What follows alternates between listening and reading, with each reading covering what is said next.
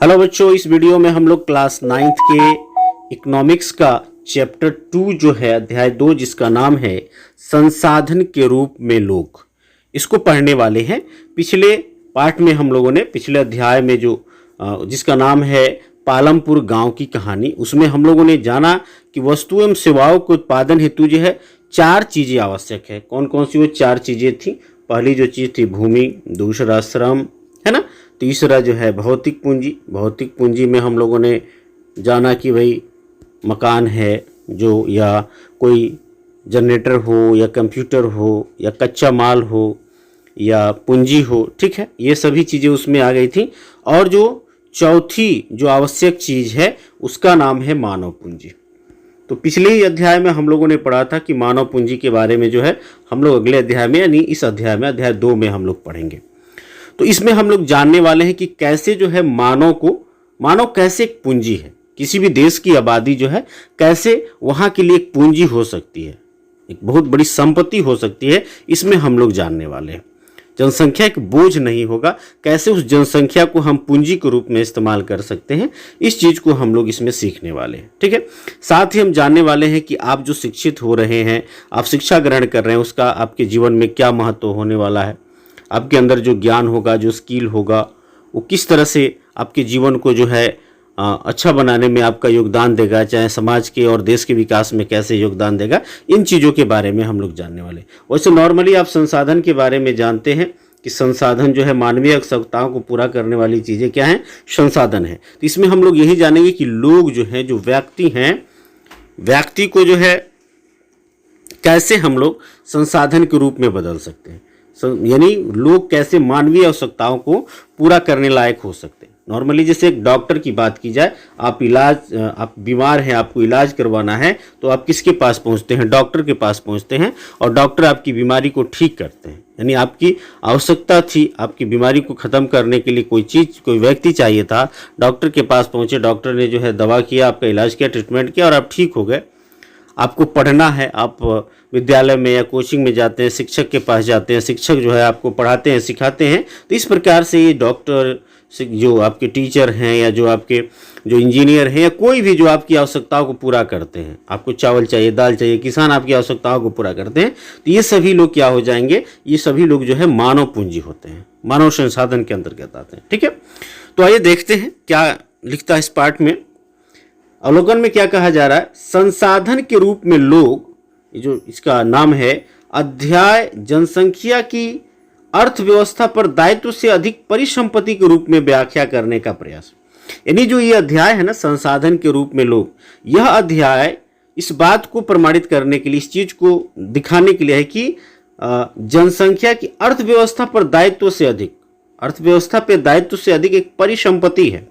यानी जनसंख्या जो है सिर्फ एक दायित्व नहीं है अर्थव्यवस्था पर, इसको एक परिसंपत्ति के रूप में भी इसको दिखाया जा सकता है।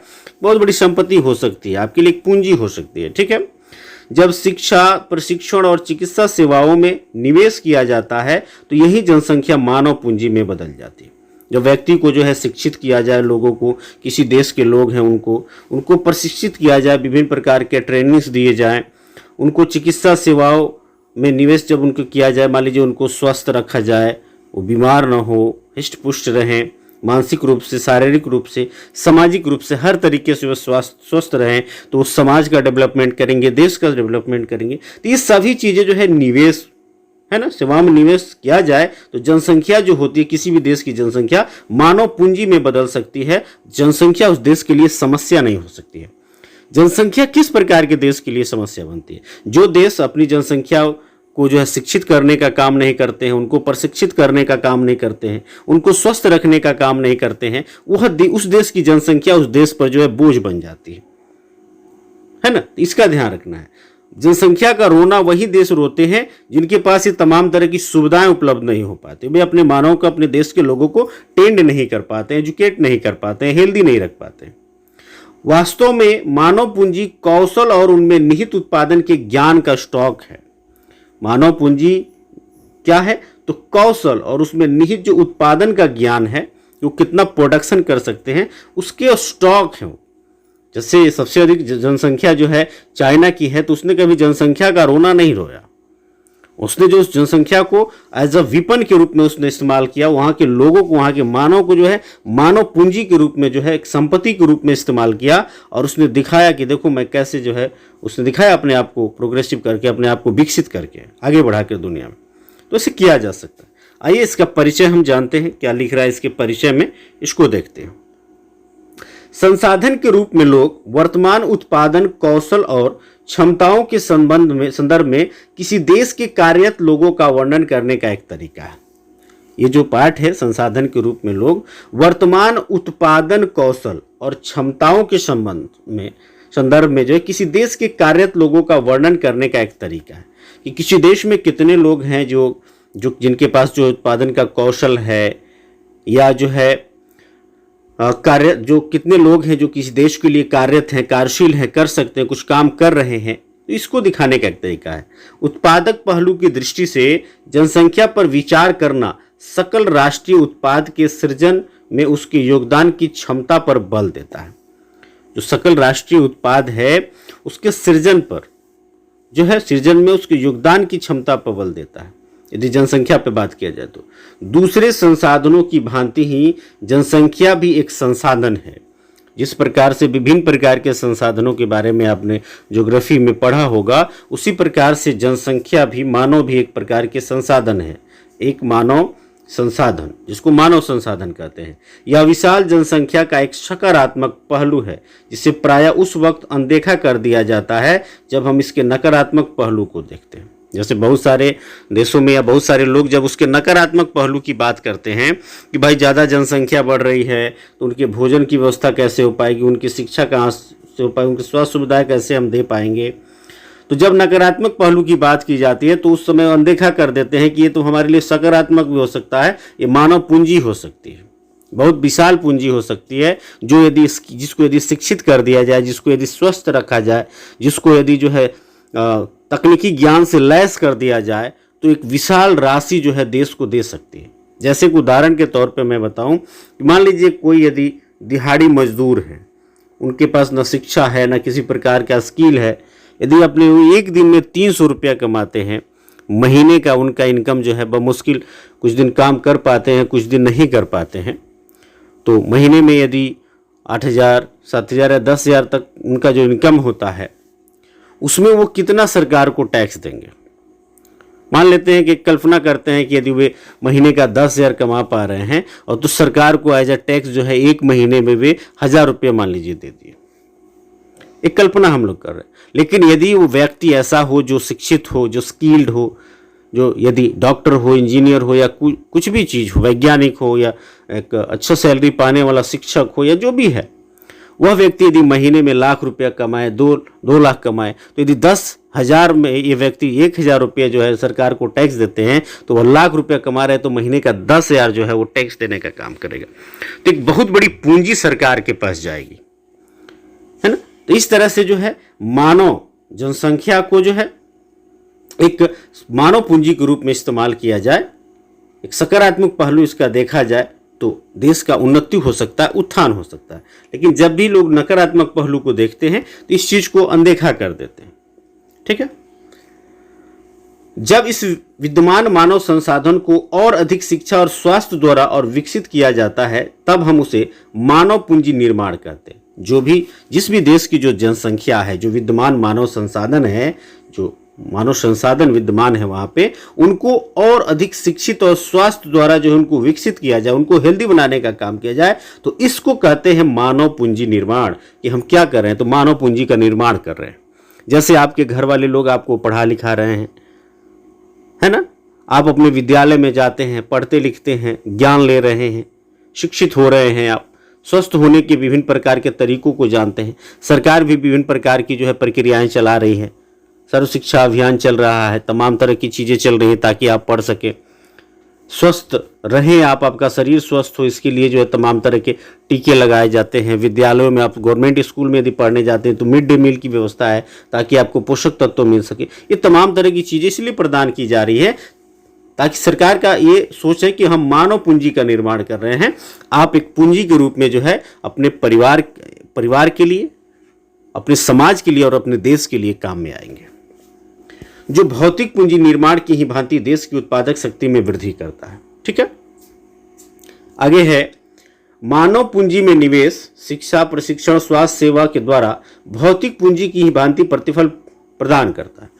जैसे यदि आपके घर वाले लोग आपको पढ़ा रहे हैं तो एक समय जरूर आएगा कि जिस तरह से वे अपनी भौतिक पूंजी कहीं लगाते हैं, यदि कोई बिजनेस व्यवसाय कर रहे हैं 2000, 4000, 10,000, 5,000 या 1 लाख 2 लाख लगा के कोई व्यवसाय कर रहे हैं या ज़मीन खरीद रहे हैं, उस ज़मीन का रेट आगे चल के प्लस हो रहा है या व्यवसाय से उनको फ़ायदा हो रहा है, तो जो भौतिक पूंजी है, भौतिक पूंजी की भांति ही जो मानव पूंजी है, आप में जो शिक्षा में, आपके शिक्षा में जो खर्च कर रहे हैं, आप आने वाले समय में जो है उनको रिजल्ट दें, उनको प्रतिफल देंगे।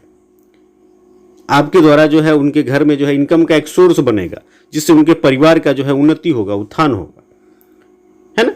तो आप भी एक प्रतिफल प्रदान करते हैं। अधिक शिक्षित या बेहतर प्रशिक्षित लोगों की उच्च उत्पादकता के कारण होने वाली अधिक आय और साथ ही अधिक स्वस्थ लोगों की उच्च उत्पादकता के रूप में इसे प्रत्यक्ष देखा जा सकता है। यदि आप स्किल्ड हो जाते हैं तो आपको कोई फैक्ट्री वाले क्या कर लेते हैं, हायर कर लेते हैं। देखते हैं आप बच्चे जो है टेक्निकल डिग्री ले रहे होते हैं या किसी तरह की पढ़ाई बीटेक कर रहे हैं या एमसीए कर रहे हैं, तमाम तरह की चीज़ों को एमबीए वगैरह कर रहे हैं, तो उनको क्या करता है, बड़ी बड़ी कंपनियां जो है उनको पैकेज देती है कि हम 50,000 का, 1 लाख का या अलग अलग आपके क्षमता के ऊपर जो है हम 1 करोड़ का, तमाम तरह के पैकेजेस देते हैं। तो एक्चुअली होता क्या है, आपके प्रशिक्षण की बोली लगाई जाती है, आपके शिक्षा की बोली लगाई जाती है, आपके ज्ञान की बोली लगाई जाती है। आप स्वस्थ हैं तो आप जो है आप बेहतर प्रदर्शन कर सकते हैं, आप अच्छे स्किल्ड हैं तो आप अच्छा उत्पादन कर सकते हैं। तो उस हिसाब से जो है आपको जो पैकेज मिलता है, आप अपने घर के लिए एक पूंजी के रूप में काम करते हैं, अपने समाज के लिए एक पूंजी के रूप में काम करते हैं, अपने देश के लिए एक पूंजी के रूप में काम करते हैं। ठीक है, भारत की हरित क्रांति एक नाटकीय उदाहरण है कि किस प्रकार बेहतर उत्पादन प्रौद्योगिकी के रूप में अधिक ज्ञान रूपी आगत दुर्लभ भूमि संसाधन की उत्पादकता में तीव्र वृद्धि ला सकता है।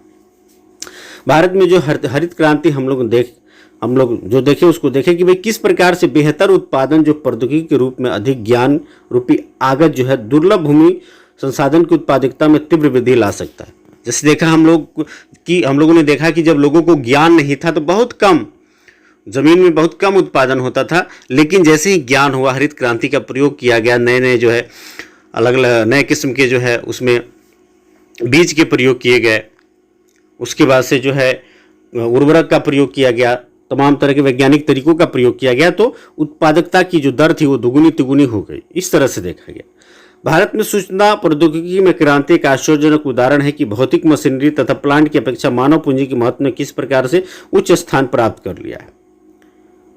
तो ये तमाम तरह के उदाहरण आप देखे जा सकते हैं। यहाँ देखिएगा कार्टून दिया हुआ है। मानव संसाधन क्या है, क्या यह भूमि अथवा श्रम के समान है ना। कह रहा है कि यह उससे अधिक है।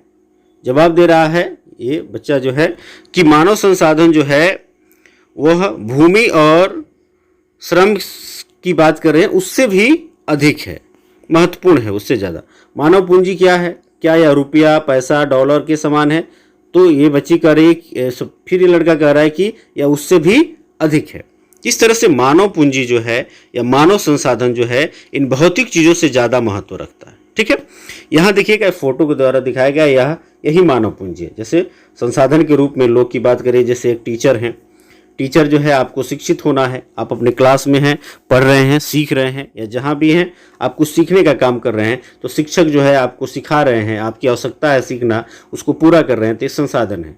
आप बीमार पड़ गए हैं, डॉक्टर आपका इलाज कर रहे हैं, या डॉक्टर एक संसाधन है ना, एक मानवीय पूंजी है जो कि समाज का, देश का और राष्ट्र का उन्नति और उत्थान कर रहे हैं। उनको जो है इलाज करने से, टीचर को पढ़ाने से जो है, ये इंजीनियर हैं कुछ काम कर रहे हैं, उसके बाद से जो है ये टेलर साहब हैं जो कि क्या कर रहे हैं, सिलाई कर रहे हैं, तो इनको जो राशि मिलता है, रुपया मिलता है, उस रुपये को जो है, इस पैसे को अपने घर में देते हैं, है ना। उससे क्या होता है कि वो घर में जाके देते हैं, फिर जो सामान खरीदा जाता है, सामान खरीदने से जो है सरकार को टैक्स देते हैं, राष्ट्र भी जो है विकसित होता है, राष्ट्र जो है आगे बढ़ता है, गौरवान्वित होता है, उसका भी विकास होता है। यहाँ कह रहा है कि चित्र 2.1 में देखकर क्या बता सकते हैं कि डॉक्टर, अध्यापक, इंजीनियर तथा दर्जे अर्थव्यवस्था के लिए किस प्रकार परिसंपत्ति है। तो वही मैंने बोला कि भाई ये इनकम के हिसाब से क्या करेंगे, सामान खरीदेंगे तो जो है उनको सरकार को टैक्स देंगे, सरकार लाभान्वित होगी, तमाम तरह की सुविधाएं जो है देश में दी जाएंगी उसके द्वारा। उच्च आय से न केवल अधिक शिक्षित और अधिक स्वस्थ लोगों को लाभ होता है बल्कि समाज को भी अप्रत्यक्ष तरीके से लाभ होता है, क्योंकि अधिक शिक्षित या अधिक स्वस्थ जनसंख्या का लाभ उन लोगों तक भी पहुंचता है जो स्वयं प्रत्यक्ष रूप से उतने शिक्षित नहीं है, उनकी स्वास्थ्य सेवाएं उन्हें प्रदान नहीं की गई है। जैसे कम शिक्षित लोग हों या कम स्वस्थ लोग हों, यदि अधिक शिक्षित कोई व्यक्ति है और अधिक स्वस्थ कोई व्यक्ति है तो सिर्फ उसी को लाभ नहीं होता, उसके परिवार को ही लाभ नहीं होता है, उस समाज को भी और देश को भी लाभान्वित करने का काम करता है। यही बात बताया गया।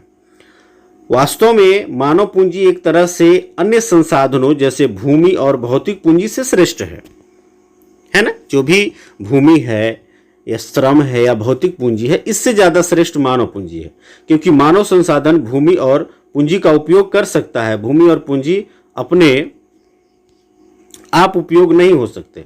मानव ही जो है भूमि और पूंजी को उपयोग लायक बनाते हैं, अपने आप ये उपयोग नहीं हो सकते, तो उनसे ज्यादा ये श्रेष्ठ है। यदि मानव संसाधन न रहे, मानव जो है उसके अंदर ज्ञान न रहे, समझदारी ना रहे, तो फिर जो है भूमि पड़ी की पड़ी रह जाएगी, पूंजी पड़ी की पड़ी रह जाएगी, उसका कोई उपयोग नहीं हो पाएगा। तो उनसे ज्यादा ये श्रेष्ठ है। अनेक दशकों से भारत में विशाल जनसंख्या को एक परिसंपत्ति की अपेक्षा एक दायित्व माना जाता रहा है। ऐसा हमेशा रहा है कि लोग जो है इसको संपत्ति नहीं मानते। भारत में ऐसी अवधारणा रही है कि लोग इसको क्या मानते हैं, दायित्व मानते हैं, एक बोझ समाज मान लेते हैं कि भाई अधिक जनसंख्या है, अधिक जनसंख्या तो अधिक बोझ है, इस तरह की बातें मान लेते हैं। इसके पीछे का कारण यही रहा है कि लोगों को हमने शिक्षित करने का काम नहीं किया है, लोगों के अंदर जो है प्रशिक्षण भरने का काम हम लोगों ने नहीं किया है, लोगों को स्वस्थ बनाए रखने का उपाय हम लोगों ने नहीं किया है, इसीलिए वे हमारे ऊपर एक बोझ के समान दिखाई देते हैं। लेकिन यह आवश्यकता नहीं है कि एक विशाल जनसंख्या देश के लिए दायित्व ही हो। मानव पूंजी में निवेश द्वारा इसे एक उत्पादक परिसंपत्ति में भी बदला जा सकता है। सिर्फ हमारे लिए एक दायित्व नहीं रह जाएंगे, इनको विशाल संपत्ति के रूप में बदल सकते हैं। कैसे? तो शिक्षित करके, प्रशिक्षित करके, स्वस्थ बना के। उदाहरण के लिए सबके लिए शिक्षा और स्वास्थ्य, आधुनिक प्रौद्योगिकी के प्रयोग में औद्योगिक और कृषि श्रमिकों के प्रशिक्षण, उपयोगी वैज्ञानिक अनुसंधान आदि पर संसाधनों के व्यय द्वारा हम क्या कर सकते हैं? सबके लिए शिक्षा और स्वास्थ्य की व्यवस्था कर दें। मॉडर्न में जो भी जो टेक्निकल चीज़ें चल रही हैं, है ना, या जो कृषि श्रमिक हैं उनको प्रशिक्षित कर दिया जाए, उपयोगी वैज्ञानिक अनुसंधान किए जाए। तो ये सब काम करके जो है हम इनको क्या कर सकते हैं, इनमें निवेश कर सकते हैं और इनसे आने वाले समय में हम लाभ ले सकते हैं। निम्नलिखित दो उदाहरण स्पष्ट करते हैं कि लोग अधिक उत्पादक संसाधन बनाने का प्रयास करते हैं। आइए दो कहानियां हम लोग पढ़ते हैं। एक है शकल की कहानी। क्या कहता है? दो मित्र विलास और शकल एक ही गांव सोमापुर में रहते थे। शकल की आयु 12 वर्ष थी। शकल की कहानी पहले जानेंगे, फिर बाद में विलास की हम लोग कहानी जानेंगे। उसकी माँ शीला घर का कामकाज देखती थी। उसके पिता बूटा चौधरी खेत में काम करते थे। शकल की माँ का नाम शीला था और उसके पिता का नाम बूटा चौधरी था। शकल घर के कामकाज में अपनी माँ की मदद करता था। वह अपने छोटे भाई जीतू और बहन सीतू की भी देखभाल करता था। उसके चाचा श्याम ने मैट्रिक की परीक्षा पास की थी, लेकिन वह घर में बेकार बैठा था, है ना, क्योंकि फैक्ट्रियां नहीं थी या उसको हम पूंजी के रूप में नहीं बदल पा रहे थे, ठीक है, क्योंकि उसे कोई नौकरी नहीं मिली। बूटा और शीला चाहते थे कि उसका बेटा शकल पढ़े लिखे। वे उस पर गांव के स्कूल में नाम लिखाने के लिए जोर देते थे, जिसमें उसने शीघ्र प्रवेश पा लिया। ठीक है, उसका नाम एडमिशन करवा दिया गया।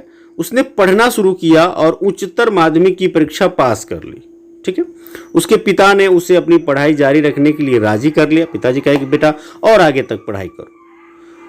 उन्होंने शकल के लिए कंप्यूटर के व्यवसायिक कोर्स में अध्ययन के लिए कर्ज लिया। उन्होंने कर्ज लिया कि भाई हम कंप्यूटर शिक्षा उसको देंगे, कंप्यूटर के व्यवसायिक कोर्स की इसको शिक्षा देंगे।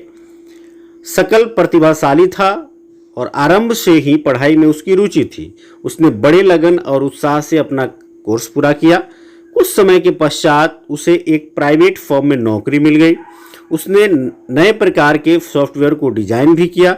इस सॉफ्टवेयर से फर्म को उसकी बिक्री बढ़ाने में सहायता मिली। उसके बॉस ने उसकी सेवाओं से प्रसन्न होकर उसको पदोन्नति दे दी, उसको प्रमोट कर दिया गया, तो उच्च पोस्ट पे पहुंच गया और साथ में उसकी सैलरी भी क्या हो गई होगी, बढ़ गई होगी। देखिएगा ये फोटो विलास और शकल की कहानी से संबंधित ये फोटो, तो जरूर ये शकल होगा, है ना। इसका सूट बूट देखिए, और ये दोनों है, ये शकल है और ये कौन है, विलास है, और ये विलास है है ना, जो ज्यों की त्यों स्थिति में है। अभी देखते हैं विलास की कहानी को, देखते हैं विलास की कहानी क्या है। विलास 11 वर्ष का एक लड़का था और वह सकल के ही गांव में रहता था। विलास के पिता महेश एक मछुआरे थे। विलास जब केवल 2 वर्ष का था तो उसके पिता की मृत्यु हो गई। अब देखिए उसके साथ क्या होता है। उसकी माँ गीता ने मछलियां बेचकर अपने परिवार को पाला पोसा। वह जमींदार के तालाब में मछलियां खरीदती और निकट की मंडी में बेचती थी। कौन? उसकी माँ। उसकी माँ का क्या नाम था? गीता। वह मछलियां बेचकर एक दिन में केवल 150 रुपये कमा पाती थी। विलास गठिया का रोगी बन गया।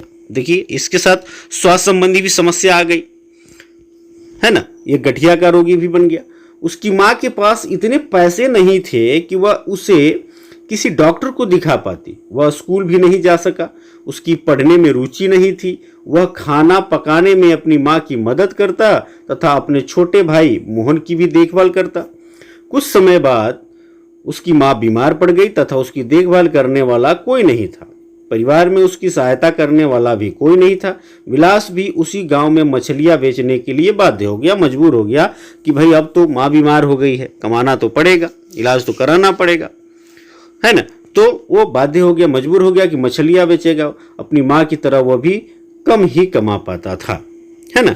तो विलास के साथ ऐसी घटना घटी और वहीं पे जो हम लोगों ने देखा सकल की क्या हो चुका है, एक जो है कंप्यूटर जो इंस्टीट्यूट है एक जगह उसको काम मिल चुका है ना। सॉफ्टवेयर डिजाइनर हो चुका है, उसका पदोन्नति भी हो गया, उसके बॉस ने जो उसको प्रमोट भी कर दिया है। तो दोनों के लाइफ स्टाइल में देखिए कितना बदलाव आ गया। ये सकल है, उसका देखिए हर चीज, और ये विलास है जो कि ज्यों का त्यों स्थिति में है। आइए देखते हैं और क्या कह रहा है। क्या दोनों मित्रों के बीच आप कोई अंतर पाते हैं? वे कौन से अंतर पूछा जा रहा है कि आपको कोई अंतर दिखाई दे रहा है कि नहीं। आइए नीचे हम पढ़ते हैं, मिलेगा आपको जरूर अंतर। पहले क्रियाकलाप को देखते हैं। पास के किसी गांव या झुग्गी इलाके में जाएं और अपनी उम्र की किसी लड़की या लड़की का अध्ययन करें जो विलास या सकल जैसी परिस्थितियों का सामना कर रहे हैं, है ना। ऐसे भी बच्चे मिल जाएंगे जो आपकी उम्र के हैं, जो जिनको पढ़ाई की सब तमाम तरह की सुविधाएं मिल रही हैं, अच्छे विद्यालय में पढ़ रहे हैं, सब चीज़ उनको मिल जाता है। और कुछ ऐसे भी बच्चे मिल जाएंगे जो पढ़ नहीं पाते, जिनकी घर की ऐसी स्थिति नहीं है कि उनके घर के गार्जियन पढ़ा सके, है ना। उसको मजबूरन काम करना पड़ता है। उसके घर में जो है उसका आश्रयदाता कोई नहीं है, उसका कहीं उसका देख रेख करने वाला कोई नहीं है। इस तरह की भी स्थितियाँ कुछ बच्चों के साथ आपको दिखाई देगी। कह रहे कि इन दोनों व्यक्तियों के अध्ययनों में हमने देखा कि सकल स्कूल जाता था जबकि विलास जो है स्कूल नहीं गया। एक तो ये थी कि विलास गया ही नहीं, सकल जाता था। सकल शारीरिक रूप से हिष्ट पुष्ट और स्वस्थ था। उसे बार बार जो है डॉक्टर के पास जाने की आवश्यकता नहीं पड़ती थी। और विलास के साथ क्या समस्या थी भाई? उसको तो गठिया हो गया था। विलास गठिया का रोगी था, उसके यहाँ डॉक्टर के पास जाने के साधन नहीं थे, है ना। सकल ने कंप्यूटर में डिग्री प्राप्त की थी। सकल को एक प्राइवेट फर्म में नौकरी मिल गई। विलास वही काम करता रहा जो उसकी माँ करती रही। उसकी माँ की ही तरह, अपनी माँ की ही तरह परिवार को पालने पोषने के लिए उसकी आय बहुत कम थी। वो पारंपरिक जो उसके घर का कार्य था उसी में लगा रहा। कौन? तो विलास। सकल के मामले में कई वर्षों की शिक्षा ने उसके श्रम की गुणवत्ता बढ़ाई। इससे उसकी कुल उत्पादकता में वृद्धि हुई। कुल उत्पादकता देश की समृद्धि में योगदान देती है ना। इसके बदले में व्यक्ति को वेतन के रूप में या फिर उसके पसंद के किसी दूसरे रूप में प्रतिफल मिलता है। उसको या तो उसकी सैलरी ज़्यादा मिलती है, वेतन ज़्यादा मिलता है, या अन्य तमाम तरह की जो है चीज़ें, टीएडीए, तमाम तरह की चीज़ें जो है बच्चों को, लोगों को मिलती है। विलास को उसके जीवन के आरंभिक भाग में कोई शिक्षा या स्वास्थ्य सेवा नहीं मिल सकी। वह अपनी माँ की ही भांति मछलियाँ बेचकर अपना जीवन यापन करता, इसीलिए वह अपनी माँ की ही तरह अकुशल श्रमिक का वेतन पाता था। ऐसा हुआ। मानव संसाधन में शिक्षा और चिकित्सा सेवा के द्वारा निवेश में भविष्य में उच्च प्रतिफल प्राप्त हो सकते हैं। लोगों में यह निवेश भूमि और पूंजी में निवेश की ही तरह है। जिस प्रकार से आपके घर के लोग भूमि खरीदने का काम करते हैं या फसल लगाने का काम करते हैं, तो जो फसल लगा रहे हैं निरंतर वे निगरानी रखते हैं, उससे ज़्यादा कहीं महत्वपूर्ण फसल आप हैं। आपको भी देखना है, आपको भी शिक्षित करना है, आपको भी स्वस्थ रखना है। ऐसा आपके परिवार वालों का भी कर्तव्य बनना चाहिए, आपके समाज का भी कर्तव्य बनता है और आपके राष्ट्र का भी कर्तव्य बनता है। ताकि आप जब शिक्षित हो सकें, आप जब स्वस्थ रहेंगे तो आप समाज का भी कल्याण करेंगे, परिवार का भी कल्याण करेंगे, खुद का कल्याण करेंगे और देश का भी कल्याण करेंगे। इसके लिए आपको शिक्षित होना जरूरी है। इसके लिए जो है विभिन्न प्रकार के स्वास्थ्य संबंधी जो है चीज़ों को ध्यान में रखना आपको जरूरी है। ठीक है, फिर क्या है देखते हैं। एक बच्चा भी जिसकी शिक्षा और स्वास्थ्य पर निवेश किया गया है भविष्य में उच्च आय और समाज को वृहद योगदान के रूप में अपनी प्रतिफल दे सकता है। यह देखा जाता है कि शिक्षित माँ बाप अपने बच्चों की शिक्षा पर अधिक निवेश करते हैं। जो भी पढ़े लिखे माँ बाप हैं वो बच्चों को शिक्षित करने में ज़्यादा निवेश करते हैं। उनके लिए जो है पढ़ाई पहले जरूरी होता है, पढ़ाई का खर्च वे पहले निकालते हैं। और जो अशिक्षित हैं, जो शिक्षा का महत्व ही नहीं जानते हैं, उनके लिए एजुकेशन का खर्च बाद में होता है। पहले वो दाल रोटी के बारे में सोचते हैं, कैसे जो है भोजन चलेगा इसके बारे में सोचते हैं, बच्चे का फी कैसे दिलाएगा वो बाद में सोचते हैं। अशिक्षितों के साथ ऐसी समस्या आती है। ऐसा इसलिए होता है क्योंकि उन्होंने स्वयं भी शिक्षा के महत्व को अनुभव किया होता है। कौन? जो शिक्षित माता पिता होते हैं। वे उचित पोषण और स्वच्छता के प्रति भी सचेत होते हैं। इसी प्रकार वे अपने बच्चों की स्कूली शिक्षा और अच्छे स्वास्थ्य की आवश्यकताओं का भी ध्यान रखते हैं। ठीक है, इस तरह इस मामले में एक अच्छा चक्र बन जाता है। इसके विपरीत बात किया जाए, स्वयं भी अशिक्षित और अस्वस्थ तथा सुविधा वंचित स्थिति में रहने वाले माँ बाप एक दुष्चक्र सृजित कर लेते हैं और अपने बच्चों को अपनी ही तरह सुविधाओं से वंचित स्थिति में रखते हैं। ऐसा खैर अपवाद में भी दिखाई देता है कि बहुत सारे माता पिता जो शिक्षित नहीं होते हैं वे अपने बच्चों को शिक्षित करने का काम करते हैं, पढ़ाई पे जो है विशेष रूप से मेहनत भी करते हैं। ऐसे भी अपवाद देखे जाते हैं, लेकिन अक्सरता देखा जाता है कि जो अशिक्षित माता पिता हैं अपने बच्चों पर कम ध्यान देते हैं। जापान जैसे देश में मानव संसाधन पर निवेश किया है। जापान के बारे में आप जानते होंगे। जापान एक ऐसा देश है जहां पे प्राकृतिक संसाधन तो है ही नहीं, वहां कोई था ही नहीं, लेकिन उसने क्या किया, मानव संसाधन पर इतना ज़्यादा निवेश किया, लोगों को शिक्षित करने में इतना ज़्यादा उसने जो है अपना मेहनत किया, अपना डिवोशन दिखाया है ना, उनको स्वस्थ रखने में इतना ज़्यादा उसे समर्पण दिया कि मानव के एक विशाल पूंजी के रूप में उसने इस्तेमाल किया।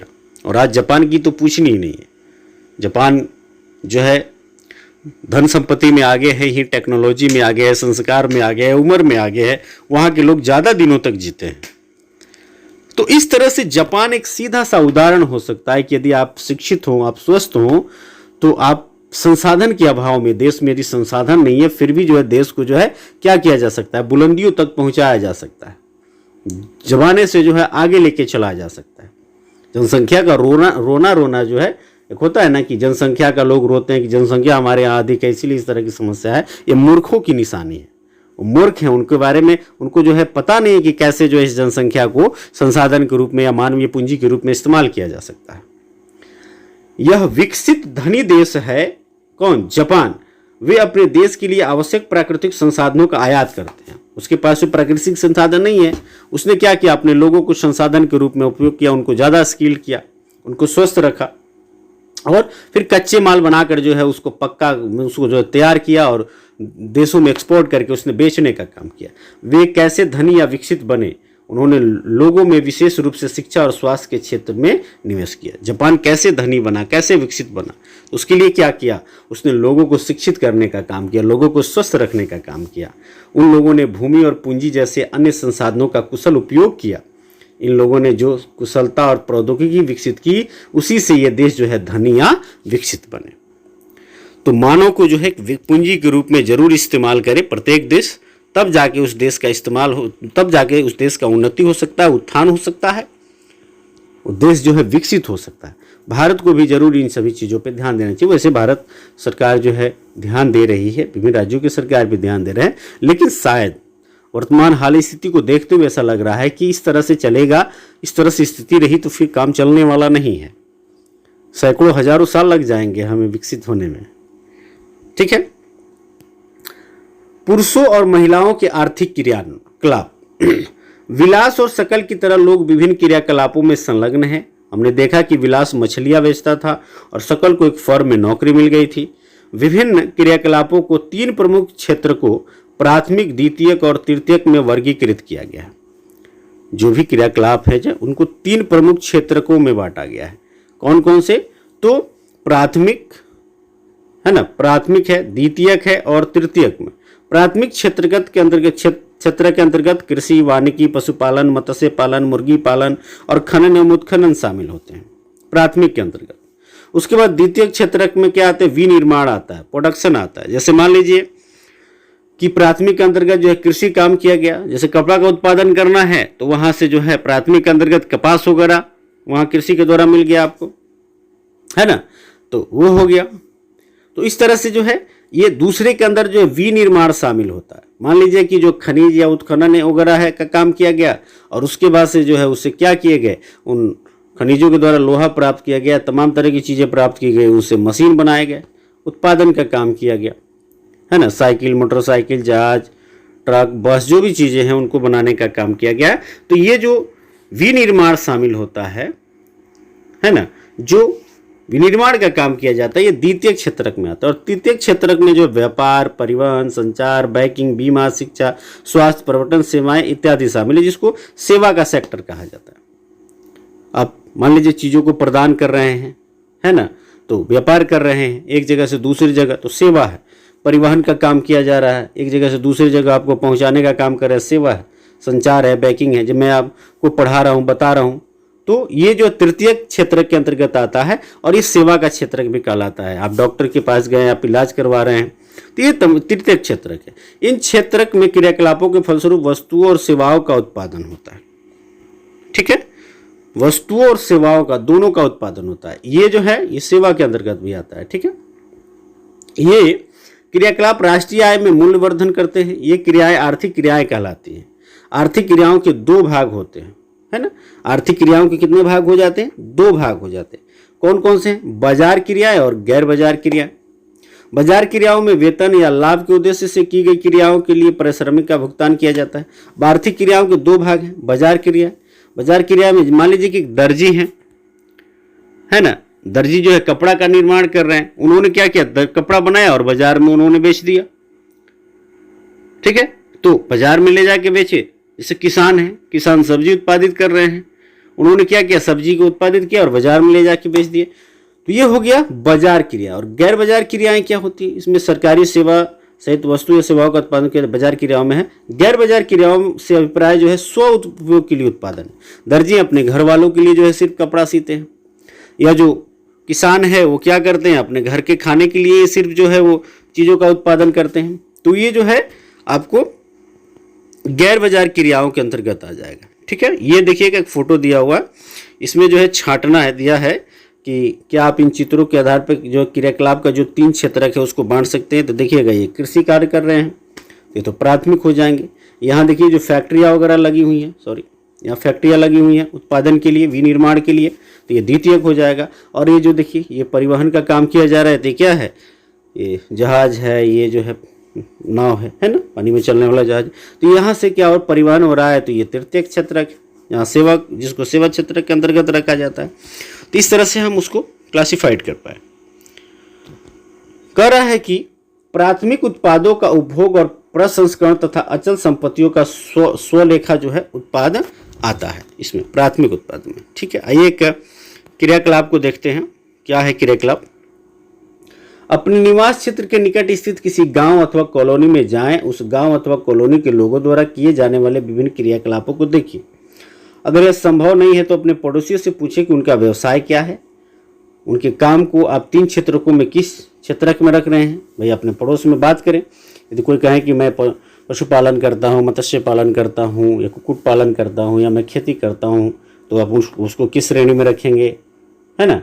यदि किसी प्रकार का उत्पादन हो रहा है आपके गांव में, चाहे कुटीर उद्योग हो चाहे बड़ा उद्योग हो, तो आप उसको किस क्षेत्रक में रखेंगे। यदि आपके गुरुजी हैं, आपको शिक्षित करने का काम कर रहे हैं, आप डॉक्टर के पास इलाज करवाने का काम कर रहे हैं, आपको एक जगह से दूसरी जगह जाने के लिए जो है परिवहन आपको मिल जा रहा है, तो उसको किस क्षेत्रक में रखेंगे या किस तरह के वो लोग काम करते हैं, उस हिसाब से आप उसको बांट दीजिए। बताइए क्रियाकलाप आर्थिक क्रियाएं हैं या गैर आर्थिक। विलास गाँव के बाजार में मछली बेचता है। विलास अपने परिवार के लिए खाना पकाता है।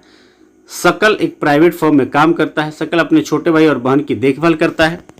तो इसमें आपको बताना है कि कौन सी आर्थिक क्रियाएं हैं। ये विलास अपने गांव के बाजार में मछली बेचता है, ये आर्थिक है कि गैर आर्थिक है। विलास अपने परिवार के लिए खाना पकाता है। सकल जो है प्राइवेट फर्म में काम करता है, अपने छोटे भाई और बहन की देखभाल करता है। तो इसको देखते हुए आपको कमेंट करना है कि वो कौन सा आर्थिक है और कौन सा गैर आर्थिक। आपको जो है कमेंट सेक्शन में जरूर उसको डालना है। क्लियर? अब आइए देखते हैं। ऐतिहासिक और सांस्कृतिक कारणों से परिवार में महिलाओं और पुरुषों के बीच श्रम का विभाजन है। देखिए वैसे भारत की स्थिति जो है बहुत विचित्र है। वैसे ऐतिहासिक हिसाब से देखा जाए तो महिलाओं को जो है ना तमाम तरह के अधिकार पहले से नहीं थे। वे भारतीय संविधान की देन है। भारतीय संविधान के रचयिता डॉक्टर बी.आर. अम्बेडकर साहब की देन है। उन्होंने जो हिंदू कोड भी लाया महिलाओं के लिए, इसकी देन है कि तमाम तरह के अधिकार महिलाओं को मिले हुए। नहीं तो मनुस्मृति आप पढ़ेंगे तो महिलाओं को उपभोग की वस्तु के समान जो है कुछ नहीं समझा जाता था।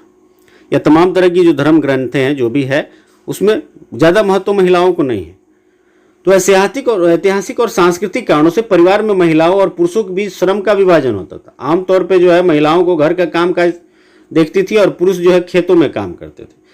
सकल की माँ शीला खाना पकाती, बर्तन साफ करती, कपड़े धोती, घर की सफाई करती और अपने बच्चों की देखभाल करती। सकल के पिताजी बूटा खेतों में काम करते, उपज को बाजार में बेचते और परिवार के लिए धन कमाते।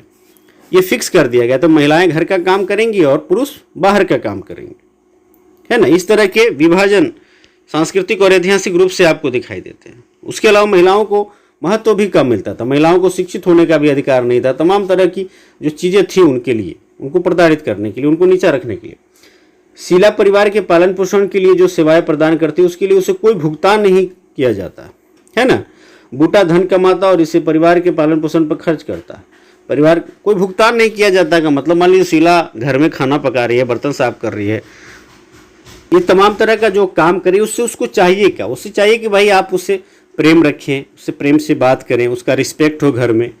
ऐसा ना हो कि उसको माना जाए कि वो तो कोई काम ही नहीं करती है, घर के अर्थव्यवस्था में उसका कोई योगदान ही नहीं है, उसको तो कोई आपसे पैसा चाहिए नहीं। परिवार के लिए दी गई सेवाओं के बदले महिलाओं को भुगतान नहीं किया जाता, उसकी सेवाओं को राष्ट्रीय आय में नहीं जोड़ा जाता है ना। विलास की माँ गीता मछली बेचकर आय कमाती थी। इस तरह महिलाओं को उनकी सेवाओं के लिए तब भुगतान किया जाता है जब वे श्रम बाजार में प्रवेश करती है।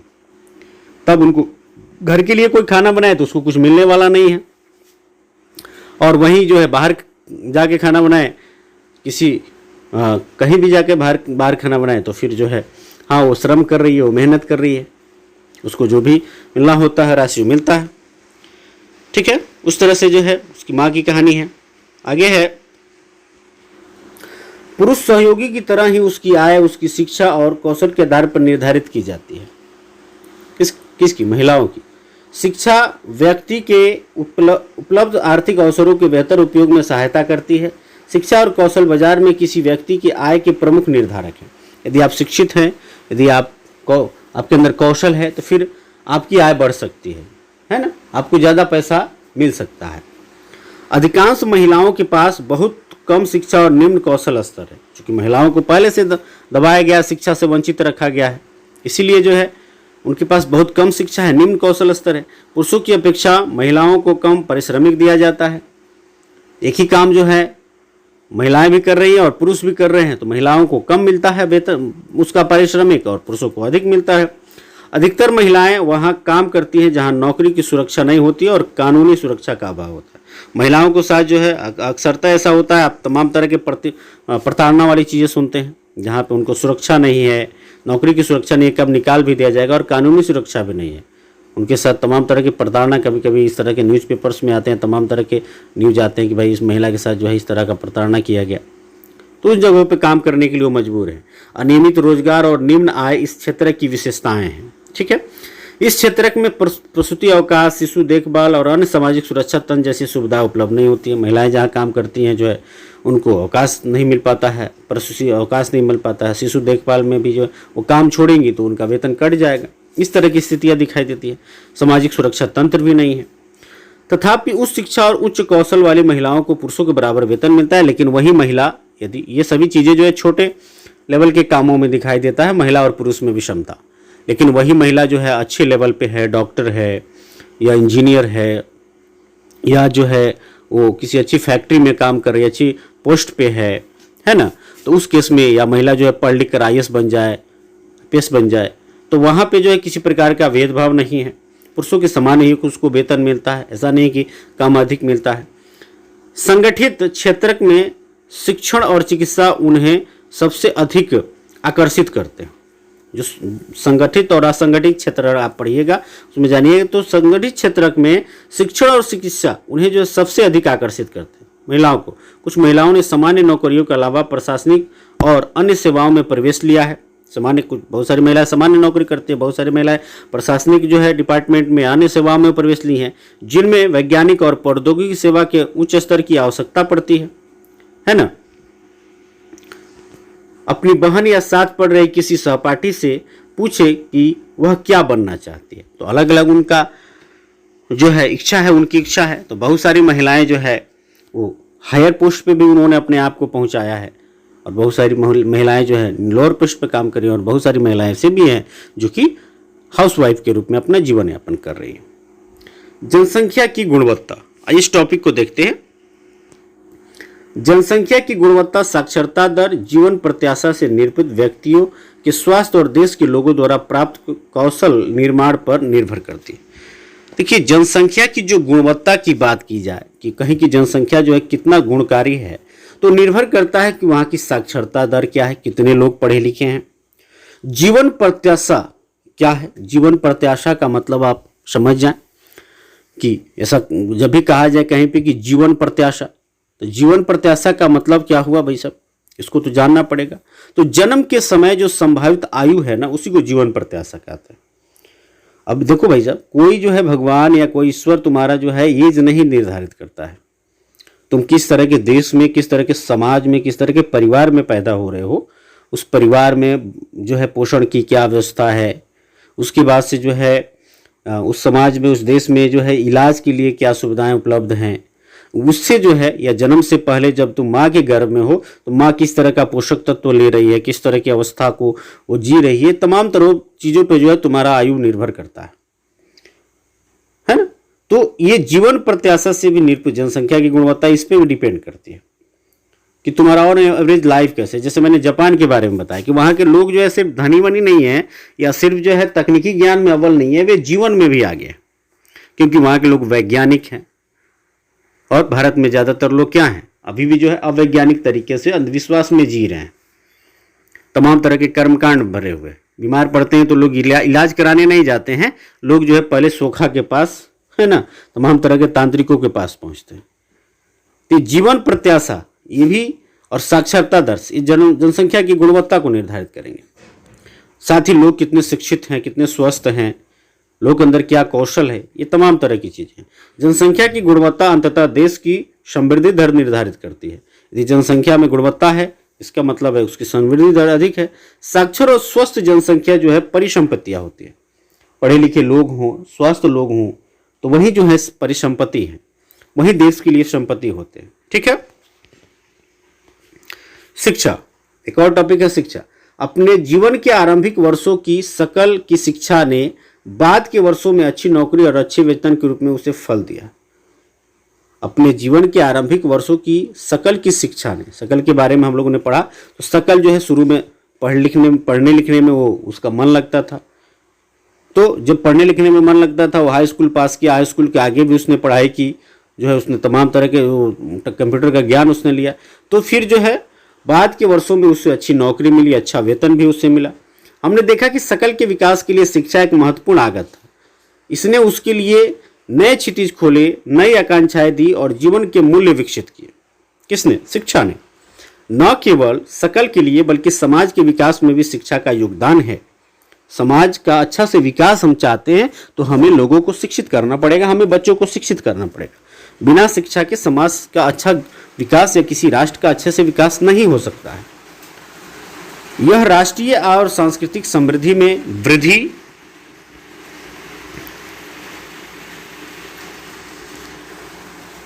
करती है और प्रशासन की कार्य क्षमता बढ़ाती है।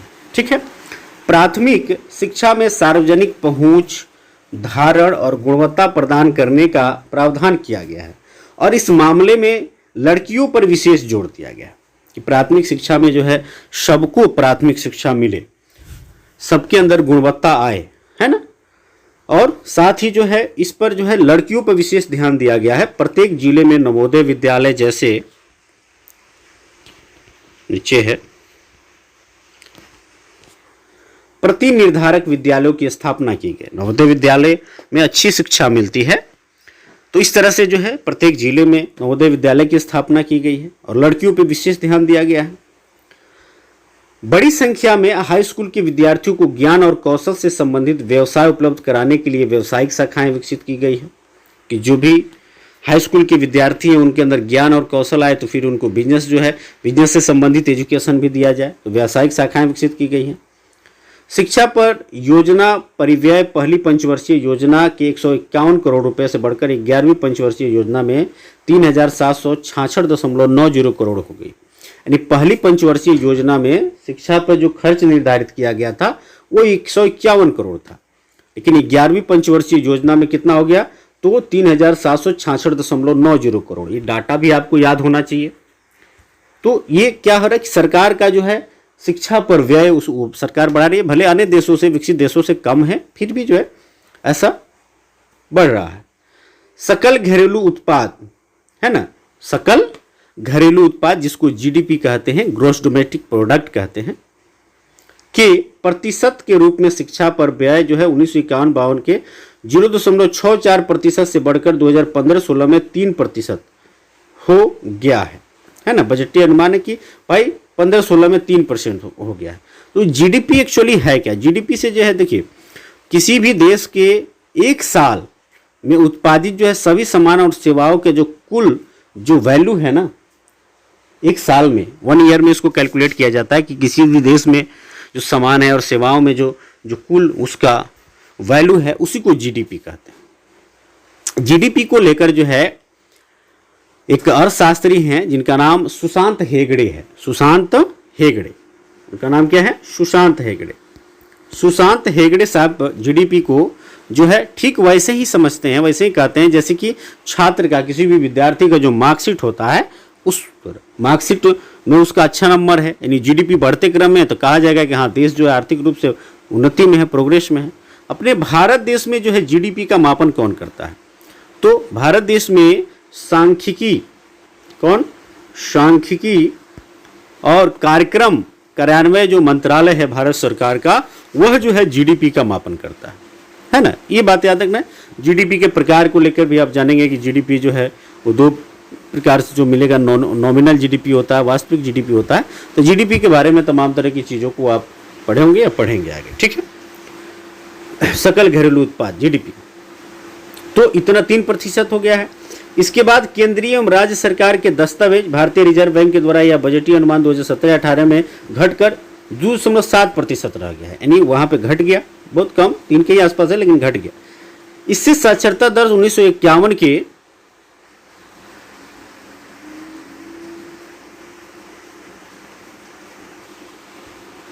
18% से बढ़कर 2011 में 74% हो गई। देखिए 1951 में जब हमारा देश 1947 में आज़ाद हुआ तो उसके बाद से 1951 में साक्षरता दर को देखा गया तो वो 18% था, बहुत कम लोग शिक्षित थे। अंग्रेजों के समय में जो तमाम तरह के सुधारात्मक कार्य किए, अंग्रेजों ने सबसे पहले जो है जो 1813 का चार्टर अधिनियम, आप यदि इतिहास या राजनीतिक शास्त्र भी पढ़ते होंगे अच्छे से तो आपने पढ़ा होगा कि 1813 का जो उनका चार्टर अधिनियम था उसमें पहली बार उन लोगों ने 1 लाख रुपया शिक्षा पर व्यय करने की बात की। उससे पहले जो है हमारे देश के लोगों के अंदर तो शिक्षा तो था ही नहीं।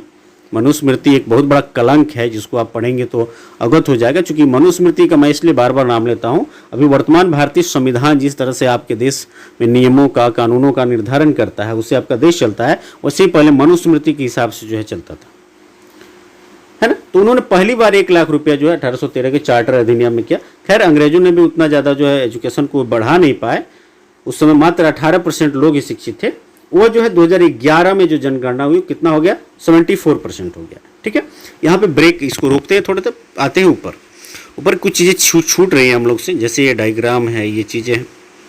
यहाँ पे देखिए, व्यक्ति एक सकारात्मक परिसंपत्ति और एक कीमती राष्ट्रीय संसाधन है जिसे बड़ी सहजता से, गतिशीलता और सावधानीपूर्वक संजोने, पोषित करने तथा विकसित करने की आवश्यकता है।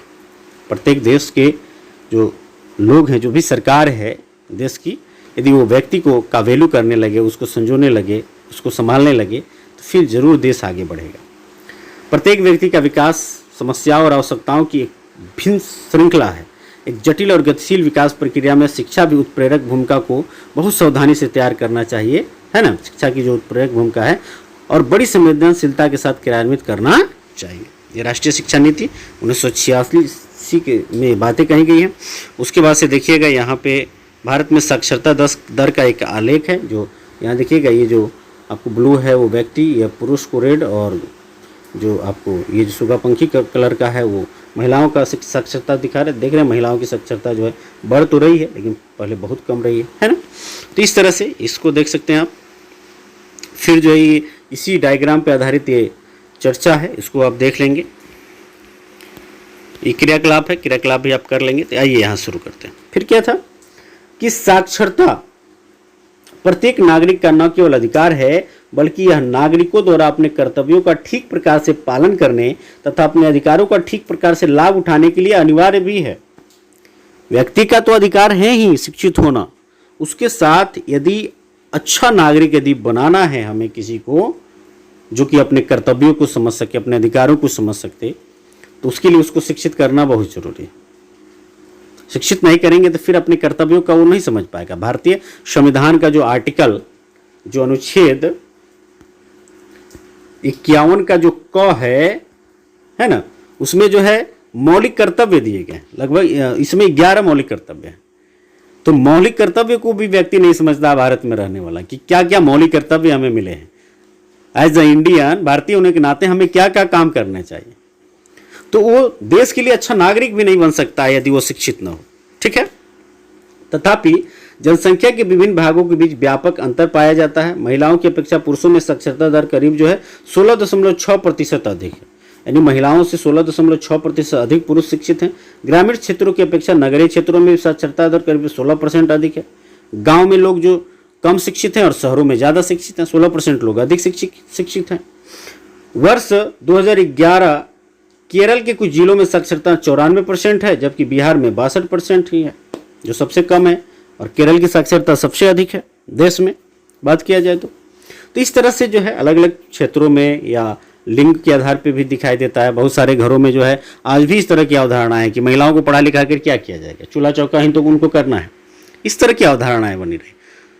एज ए शिक्षक मैं बहुत सारी बच्चियों को पढ़ाता हूँ, बहुत सारी बच्चियों के अंदर ऐसा स्किल है को अच्छा कर सकती हैं, है ना। टॉप मोस्ट पोस्ट को जो है वो पा सकती हैं, आईएएस बन सकती है, आईपीएस बन सकती हैं, डॉक्टर बन सकती है, इंजीनियर बन सकती है। फिर भी परिवार में रूढ़िवादिता होने के कारण कि इसको पढ़ा लिखा लेंगे ज़्यादा तो फिर ज़्यादा जो पढ़ा लिखा हम उसके लिए हस्बैंड खोजना पड़ेगा, ज़्यादा दहेज देना पड़ेगा, है ना। या ये बच्ची है पढ़ लिख कर ज़्यादा क्या करेगी, काम भर का इसने पढ़ लिया। इस तरह की रूढ़िवादिता के कारण जो है बहुत सारे बच्चियों के साथ आज भी अन्याय होते हैं।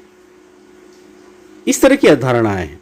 और फिर गांव में जो है बहुत कम लोग शिक्षा पे ध्यान देते हैं, शहरों में ज़्यादा ध्यान देते हैं, तो वहाँ भी जो है प्रतिशतता में क्या पाया जा रहा है, अंतर पाया जा रहा है ना। वर्ष 2015-16 प्राथमिक स्कूल प्रणाली भारत के 8.41 लाख से भी अधिक गाँवों में फैली है। कौन? प्राथमिक स्कूल प्रणाली 15-16 में 8.41 लाख से भी अधिक गाँव में। दुर्भाग्यवश स्कूल शिक्षा के इस विस्तार को शिक्षा के निम्न स्तर और पढ़ाई बीच में छोड़ने की उच्च दर ने कमजोर कर दिया है।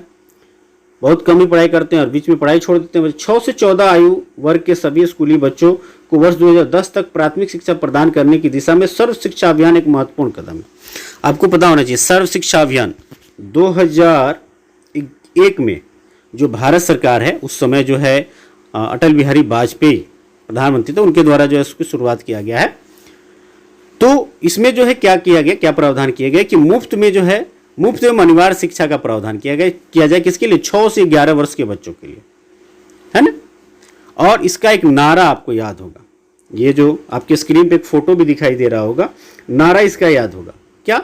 सब पढ़े सब बढ़े, है ना।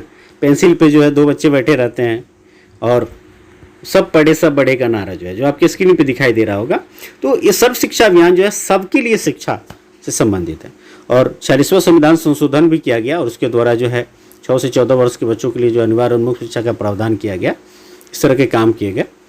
इसका उद्देश्य यही था कि 2010 तक जो है संतोषजनक गुणवत्ता वाली प्राथमिक शिक्षा की सार्वभौमिकता का को प्राप्त किया जा सके। 2010 तक इसको रखा गया, वहीं कह रहा है। तो 10 तक प्राथमिक शिक्षा प्रदान करने की दिशा में सर्व शिक्षा अभियान जो है एक महत्वपूर्ण कदम है। राज्यों, स्थानीय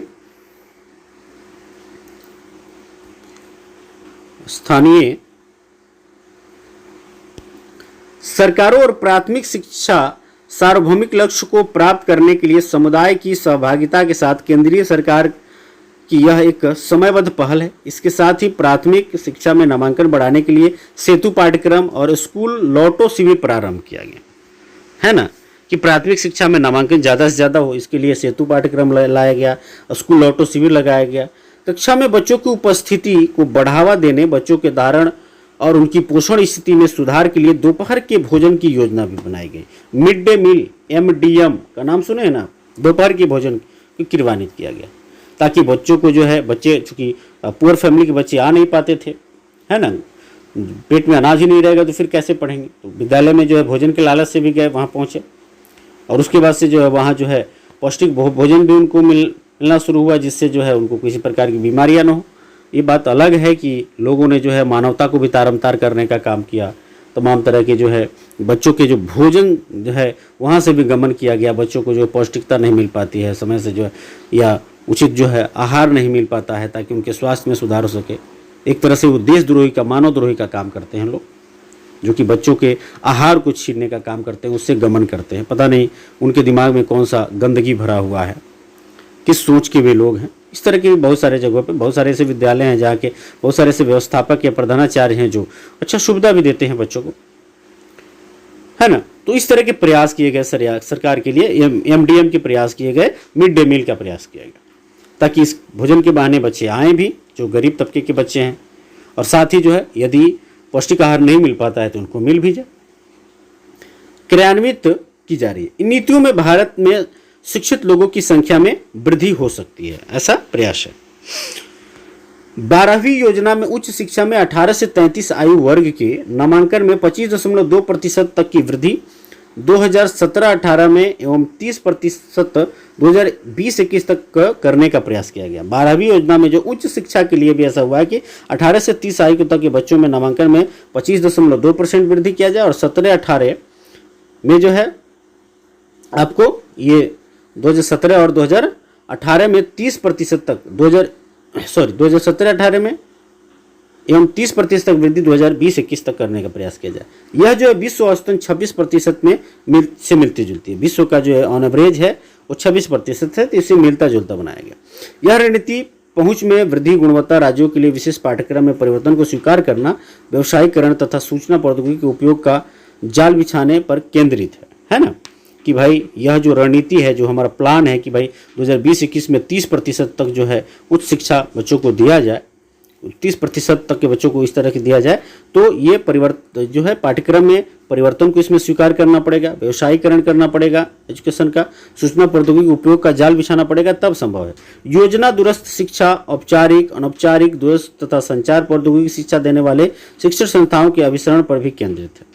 पिछले 50 वर्षों में विशेष क्षेत्रों में उच्च शिक्षा देने वाले शिक्षण संस्थाओं तथा विश्वविद्यालयों की संख्या में महत्वपूर्ण वृद्धि हुई है, ऐसा भी देखा गया। ठीक है, 1951 से 2015-16 के बीच कॉलेज तथा विश्वविद्यालयों की संख्या में वृद्धि, छात्रों के नामांकन तथा अध्यापकों की भर्ती की सारणी 2.1 में दी गई। यहाँ देख सकते हैं, यहाँ देखिए 1950-51 में जो है महाविद्यालयों की संख्या 750 थी, विश्वविद्यालयों की संख्या 30 थी, विद्यार्थी जो है 2,63,000 थे, है ना। शिक्षक यूनिवर्सिटी एवं कॉलेज में 24,000 लोग थे।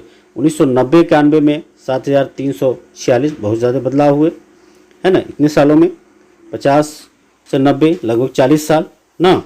उसके बाद से जो विश्वविद्यालयों की संख्या 178 हो गई।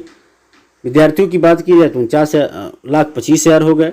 ठीक है, यहाँ 2,63,000 थे, और जो है शिक्षक जो है यूनिवर्सिटी एवं कॉलेज में बात किया जाए तो 2,72,000। इस तरह से देख रहे हैं कि बढ़ते क्रम में आपको विश्वविद्यालय भी बढ़ते क्रम में है, यहाँ पे देख रहे हैं, है ना। यह जो है महाविद्यालयों की संख्या भी बढ़ते क्रम में आपको दिखाया जा रहा है, विद्यार्थी और शिक्षक भी ऐसे बढ़ते क्रम में दिखाई दे रहे हैं। ठीक है, ये प्रयास किया गया। यहाँ पे जो है इससे संबंधित कुछ चर्चाएं दी गई हैं, इस चर्चा को आप देख लेंगे, जो भी बातें यहाँ कही गई हैं। अब आइए अगला है स्वास्थ्य को लेकर बात किया जाए, हेल्थ को लेकर बात किया जाए। क्लियर? करें कि फर्म का उद्देश्य लाभ को अधिकतम करना है। क्या आप सोचते हैं कि कोई भी फर्म ऐसे व्यक्तियों को रोजगार देने के लिए प्रेरित होगा जो खराब स्वास्थ्य होने के कारण स्वस्थ श्रमिकों के बराबर कार्य नहीं कर पाए? यदि मान लीजिए किसी का हेल्थ खराब है, कोई व्यक्ति ऐसा है जो स्वस्थ शरीर का नहीं है और वो स्वस्थ जो श्रमिक है उसके बराबर काम नहीं कर पाता है, तो फिर जो है उस काम नहीं कर पाएगा तो उस फर्म को लाभ नहीं मिल पाएगा, और लाभ नहीं मिल पाएगा तो फिर वो किसी को रखेगा क्यों ना? तो उस तरह से प्रेरित नहीं होगा रखने के लिए। किसी व्यक्ति का स्वास्थ्य उसे उसकी क्षमता को प्राप्त करने और बीमारियों से लड़ने की ताकत देता है। भाई वो स्वस्थ है तो उसके अंदर क्षमता है कि वो बीमारी से लड़ पाएगा, बीमार नहीं हो पाएगा।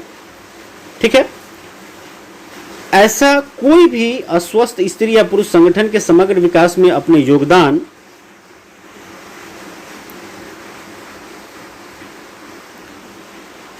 को अधिकतम करने में सक्षम नहीं होगा, है ना? सक्षम नहीं होगा। वास्तव में स्वास्थ्य अपना कल्याण करने का एक अपरिहार्य आधार है। इसलिए जनसंख्या की स्वास्थ्य स्थिति को सुधारने किसी भी देश की प्राथमिकता होती है कि भाई जो हमारे देश में लोग हैं उनका हेल्थ सही रहे, सुधरा हुआ रहे, है ना, बीमार लोग कम रहें।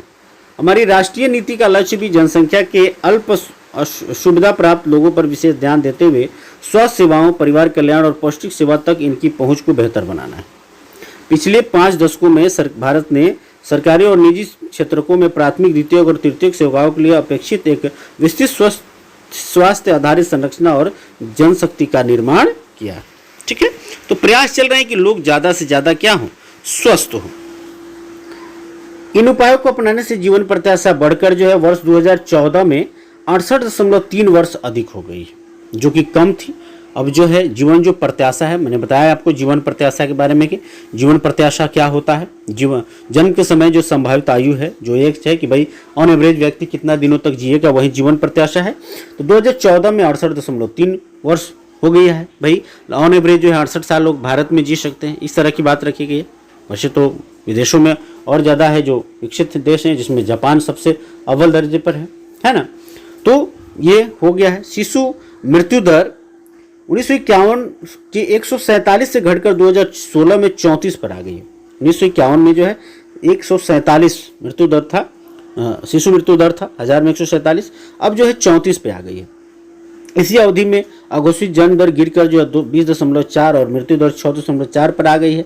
जीवन प्रत्याशा में वृद्धि और शिशु देखभाल में सुधार देश के आत्मविश्वास को भावी प्रगति के साथ आंकने के लिए उपयोगी है ना, कि भाई प्रोग्रेस हो रहा है। आयु में वृद्धि आत्मविश्वास के साथ जीवन की उत्तम गुणवत्ता का सूचक है। शिशुओं के संक्रमण से रक्षा तथा माताओं के साथ बच्चों की देखभाल और पोषण सुनिश्चित करने से शिशु मृत्यु दर जो है घटती है।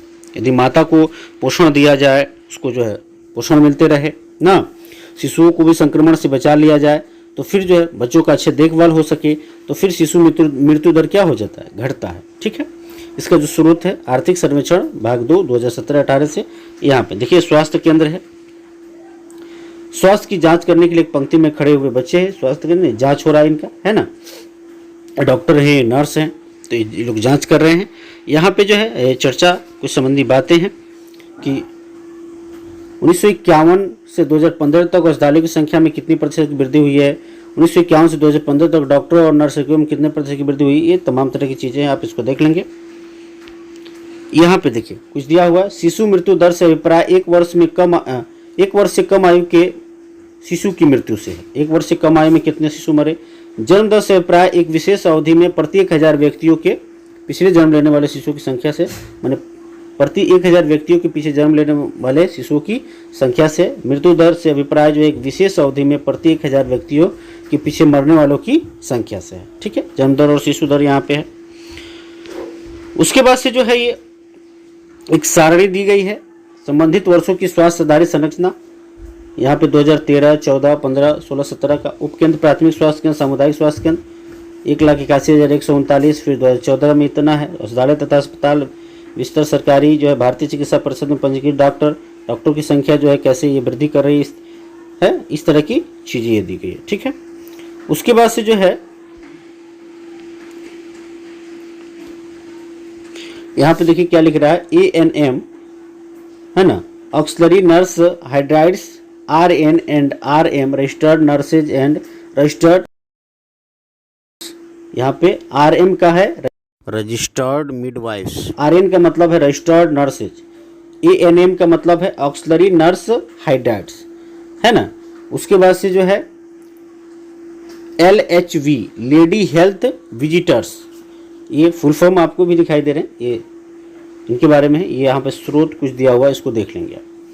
फिर जो है क्या आपको लगता है कि डॉक्टर और नर्सों की संख्या में वृद्धि पर्याप्त है? यदि नहीं है तो फिर क्यों नहीं है, फिर किस तरह का वृद्धि होना चाहिए, तमाम तरह के सवाल हैं, इन सवालों को देख लेंगे आप। अब ये क्रियाकलाप दिया हुआ है आपके लिए। आप निकट के किसी सरकारी या निजी अस्पताल में जाइए और निम्नलिखित विवरण को नोट कीजिए। जिस अस्पताल में आप गए हैं उससे कितने बिस्तर हैं, अस्पताल में कितने डॉक्टर हैं, अस्पताल में कितनी नर्स कार्यरत हैं। इसके अलावा निम्नलिखित अतिरिक्त सूचनाओं को भी एकत्रित कीजिए। आपके इलाके में कितने अस्पताल हैं, आपके इलाके में कितने औषधालय हैं, इसको भी आप एकत्रित कीजिए। ठीक है। भारत में ऐसे अनेक स्थान हैं जिनमें ये मौलिक सुविधाएं भी नहीं है।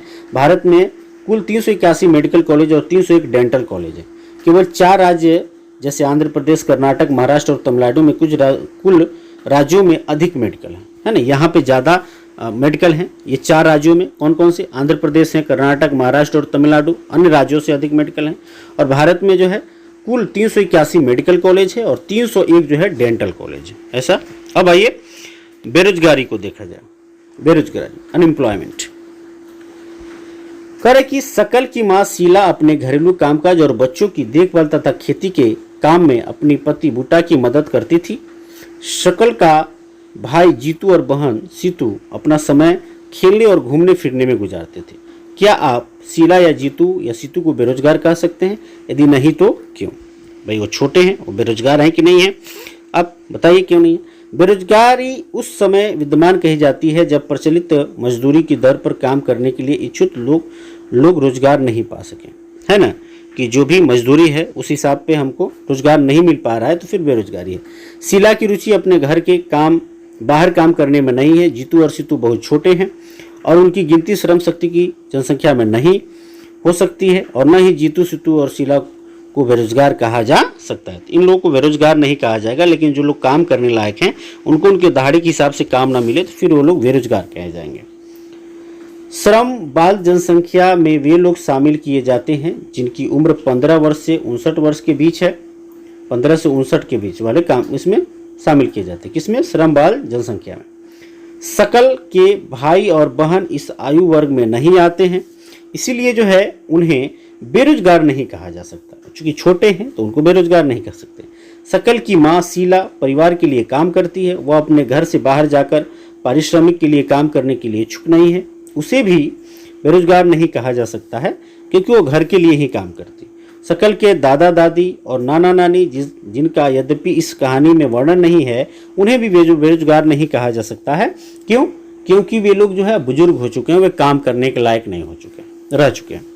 तो 15 से 59 के बीच में यदि कोई है, यदि वे लोग बेरोजगार हैं तो फिर उनके लिए बेरोजगारी है ना।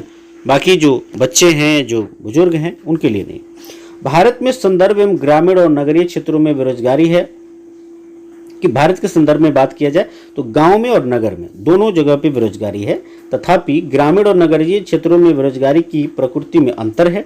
ग्रामीण क्षेत्रों में मौसमी और प्रच्छन्न बेरोजगारी है, नगरीय क्षेत्रों में अधिकांशतः शिक्षित बेरोजगारी है। गांव में जो है कुछ मौसमों में जो है तो फसल वगैरह होता है तो काम मिलता है, बाकी जगह और मौसम में नहीं मिलता है। प्रच्छन्न बेरोजगारी भी यहाँ पे है। और नगरों में अधिकांशतः शिक्षित बेरोजगारी, जो शिक्षित नहीं है उनको काम नहीं मिल पाता है, जो स्किल नहीं है उनको नहीं मिल पाता। मौसम बेरोजगारी तब होती है जब लोग वर्ष के कुछ महीनों में रोजगार प्राप्त कर पाते हैं। कृषि पर आश्रित लोग आमतौर पर इस तरह की समस्या से जूझते हैं, है ना। वर्ष में कुछ व्यस्त मौसम होते हैं जब बुआई, कटाई, निराई और गहाई होती है, उस समय लोगों को काम मिल जाता है। कुछ विशेष महीनों में कृषि पर आश्रित लोगों को अधिक काम नहीं मिल पाता है। जो कृषि पर आश्रित लोग हैं उनको काम नहीं मिल पाता है। फिर प्रच्छन्न बेरोजगारी क्या है? प्रच्छन्न बेरोजगारी के अंतर्गत जो है लोग नियोजित प्रतीत होते हैं और उनके पास भूखंड होता है जहाँ उन्हें काम मिलता है। ऐसा प्रायः कृषिगत काम में लगे परिजनों में होता है। किसी काम में 5 लोगों की आवश्यकता होती है, लेकिन उसमें जो है 8 लोग लगे होते हैं। इनमें 3 लोग अतिरिक्त हैं। ये तीनों इसी खेत पर काम करते हैं जिस पर 5 लोग काम करते हैं, है ना। इन लोगों द्वारा किया गया अंशदान 5 लोगों द्वारा किए गए योगदान में कोई बढ़ोतरी नहीं करता है ना। जबरदस्ती कम लोगों की जरूरत है, ज़्यादा लोग वहीं पे लगे हुए हैं। अगर 3 लोगों को हटा दिया जाए तो खेत की उत्पादकता में कोई कमी नहीं आएगी। खेत में 5 लोगों को काम की आवश्यकता है और 3 अतिरिक्त लोग प्रच्छन्न रूप से बेरोजगार होते हैं, यानी उनकी काम की जरूरत वहाँ नहीं होती है, लेकिन जो है वह काम कर रहे होते हैं क्योंकि उनको और कहीं काम नहीं होता है, तो प्रच्छन्न बेरोजगारी है। शहरी क्षेत्रों के मामले में शिक्षित बेरोजगार एक सामान्य परिघटना बन गई है, बेरोजगारी एक सामान्य परिघटना बन गई है। मैट्रिक, स्नातक और स्नातकोत्तर डिग्रीधारी अनेक युवक रोजगार पाने में असमर्थ हैं। शिक्षित तो लोग हैं लेकिन उनको रोजगार नहीं मिल पा रहा है ना। एक अध्ययन में यह बात सामने आई है कि मैट्रिक की तुलना में स्नातक और स्नातकोत्तर युवकों में बेरोजगारी अधिक तेजी से बढ़ी है। एक विरोधाभासी जनशक्ति स्थिति सामने आई है कि कुछ विशेष स्थितियों में जनशक्ति के आधिक्य के साथ कुछ अन्य श्रेणियों में जनशक्ति की कमी विद्यमान है। एक और तकनीकी अर्हता प्राप्त लोगों के बीच बेरोजगारी है, तो दूसरी ओर आर्थिक समृद्धि के लिए आवश्यक तकनीकी कौशल की कमी भी है। एक्चुअली हुआ क्या है कि भाई आखिर में जो है मैट्रिक पास कम बेरोजगार हैं और जो ग्रेजुएट हैं या जो पीजी हैं वे ज़्यादा बेरोजगार क्यों हैं? क्योंकि मान लीजिए किस तरह का लेबर काम करना है, कोई परिश्रम जो मेहनत का काम करना है तो ये सारे लोग लग जाते हैं, लेकिन जो शिक्षित हैं, जो जिनके अंदर किसी बीटेक धारी हैं या एमबीए हैं, वो फिर कैसे काम को कर पाएंगे? ये स्थिति देखने को मिल रही है। बेरोजगारी से जनशक्ति संसाधन की बर्बादी होती है, युवकों में निराशा और हताशा की भावना होती है, लोगों के पास अपने परिवार का भरण पोषण करने के लिए पर्याप्त मुद्रा नहीं होती है। बेरोजगारी होने से शिक्षित लोगों के साथ जो कार्य करने के लिए इच्छुक और सार्थक रोजगार प्राप्त करने में समर्थ नहीं है, ये एक बड़ा सामाजिक अव्यय है कि भाई शिक्षित तो लोगों को हमने कर दिया, हमने उनको जो शिक्षित कर दिया, हमने उनको स्वस्थ रखा, तो सरकार की एक और जिम्मेवारी बनती है कि उनको रोजगार उपलब्ध कराए ताकि वे अपने जो क्षमता है उस क्षमता के बदौलत जो है अपने देश का, अपने समाज का और अपने परिवार का उन्नति उत्थान कर सके। तो एक बहुत बड़ी जो है उनको मैंने शिक्षित तो हम लोगों ने कर दिया है ना, लेकिन उनको काम नहीं मिल रहा है, तो ये एक बुराई है। बेरोजगारी से आर्थिक बोझ में वृद्धि होती है, कार्यरत जनसंख्या पर बेरोजगारी की निर्भरता बढ़ती है, किसी व्यक्ति और साथ ही साथ समाज के जीवन की गुणवत्ता पर बुरा प्रभाव पड़ता है। जब किसी परिवार को मात्र जीवन निर्वाह स्तर पर रहना पड़ता है तो उसके स्वास्थ्य स्तर पर एक आम गिरावट आती है और स्कूल प्रणाली में से अलगाव में वृद्धि होती है ना, कि भाई सिर्फ जो है परिवार को मात्र जीवन निर्वाह स्तर पर रहना पड़े, फिर स्वास्थ्य स्तर में गिरावट आएगी, है ना, और स्कूल प्रणाली में अलगाव से वृद्धि होती है। भाई क्या होता है कि पढ़ लिख कर क्या करेंगे? जैसे कुछ लोग एग्जाम्पल हो जाएं कि इन्होंने एमए किया है, इन्होंने ये बीए तक पढ़े हैं, इन्होंने एमबीए किया है, इन्होंने बीटेक किया है और घर पे आके बैठे हुए हैं, इनको कोई काम नहीं मिल रहा है, तो तुम पढ़ लिख के क्या करोगे? तो लोग सोचेंगे, लोग कहेंगे कि तुमको पढ़ने की जरूरत नहीं, चलो कोई काम सीखो। तो इससे क्या होगा कि स्कूली प्रणाली से जो है स्कूल प्रणाली से अलगाव में वृद्धि होती है। इसीलिए किसी अर्थव्यवस्था के समग्र विकास पर बेरोजगारी का अहितकर प्रभाव पड़ता है। बेरोजगारी में वृद्धि मंदीग्रस्त अर्थव्यवस्था का सूचक है। यह संसाधनों की बर्बादी भी करता है जिन्हें उपयोगी ढंग से नियोजित किया जा सकता था। अगर लोगों को संसाधन के रूप में प्रयोग नहीं किया जा सकता तो वे स्वाभाविक रूप से अर्थव्यवस्था के लिए क्या दायित्व बन जाएंगे, है ना, वे एक बोझ बन जाएंगे किसी भी देश पर। यदि उनको जो है सही तरीके से क्या किया नहीं जा सके, उनको समायोजित नहीं किया जा सके ना, उनको नियोजित नहीं किया जा सके, उनको काम नहीं दिया जा सके, तो बोझ बन जाएंगे। सांख्यिकीय रूप से भारत में बेरोजगारी की दर निम्न है। बड़ी संख्या में निम्न आय और निम्न उत्पादकता वाले लोगों की गिनती नियोजित लोगों में की जाती है। वे पूरे वर्ष काम करते प्रतीत होते हैं, लेकिन उनकी क्षमता और आय के हिसाब से यह उनके लिए पर्याप्त नहीं है। जो क्षमता होती है उस हिसाब से उनके लिए पर्याप्त नहीं होता है। वे काम तो कर रहे हैं पर ऐसा प्रतीत होता है कि ये काम उन पर थोपे हुए हैं, इसलिए शायद वे अपनी पसंद का कोई अन्य काम करना पसंद कर सकते हैं। गरीब लोग बेकार नहीं बैठ सकते, वे किसी भी काम से जुड़ जाना चाहते हैं, चाहे उससे जो है कितनी भी कमाई हो, कम से कम कमाई हो, फिर भी वो जुड़ जाना चाहते हैं। अपनी इस कमाई से वे किसी तरह जीवन निर्वाह कर पाते हैं, है ना। तो इस तरह की जो है स्थिति दिखाई देती है। इसके अतिरिक्त प्राथमिक क्षेत्र में स्वरोजगार एक विशेषता है। यद्यपि सभी लोगों की आवश्यकता नहीं होती है, फिर भी पूरा परिवार खेतों में काम करता है। यदि ये इस तरह कृषि क्षेत्र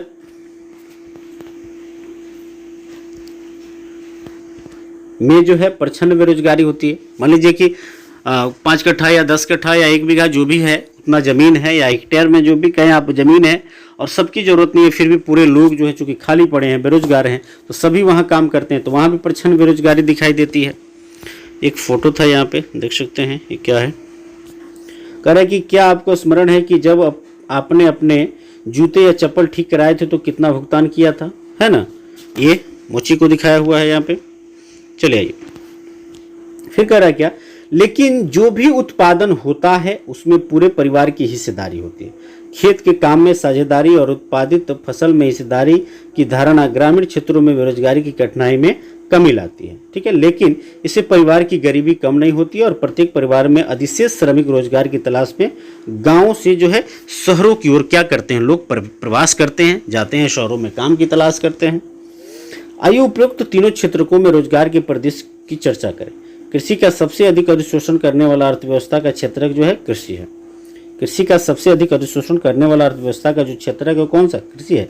पिछले वर्षों में पूर्व चर्चित प्रचंड बेरोजगारी के कारण कृषि पर जनसंख्या की निर्भरता में कुछ कमी आई है, ठीक है, कम लोग निर्भर हुए हैं। कृषि अधिशेष श्रम का कुछ भाग द्वितीयक या तृतीयक क्षेत्र में चला गया है। जो लोग जो खाली थे वे उत्पादन में चले गए या सेवा में चले गए हैं। द्वितीयक क्षेत्र में छोटे पैमाने पर होने वाले विनिर्माण में श्रम का सबसे अधिक जो है अधिशोषण है ना। तृतीय क्षेत्र में जैव प्रौद्योगिकी, सूचना प्रौद्योगिकी आदि सरीखी जो है विभिन्न नई सेवाएं सामने आ रही हैं। तो कुछ लोग द्वितीयक में भी आ गए हैं, कुछ लोग तृतीयक में भी आए हैं। कह रहा है कि आइए जानने के लिए एक कहानी पढ़े कि कैसे जो है लोग अपने गांव की अर्थव्यवस्था के लिए परिसंपत्ति बन जाते हैं। एक गांव की कहानी यहाँ पे दी गई है, आइए इसको देखते हैं। कर एक गांव था जिसमें अनेक परिवार रहते थे। प्रत्येक परिवार उतना उपजा लेता था कि उससे उसके सदस्य खा पी सकें। परिवार के सदस्य अपने कपड़े बुनते, अपने बच्चों को पढ़ाते और इस तरह प्रत्येक परिवार अपनी आवश्यकता स्वयं पूरी कर लेता था। इनमें से एक परिवार ने अपने एक बेटे को कृषि महाविद्यालय में भेजने का फैसला किया। लड़के को निकट के एक कृषि महाविद्यालय में प्रवेश मिल गया। कुछ समय पश्चात वह कृषि इंजीनियरिंग की योग्यता प्राप्त कर गांव वापस लौट आया, ठीक है।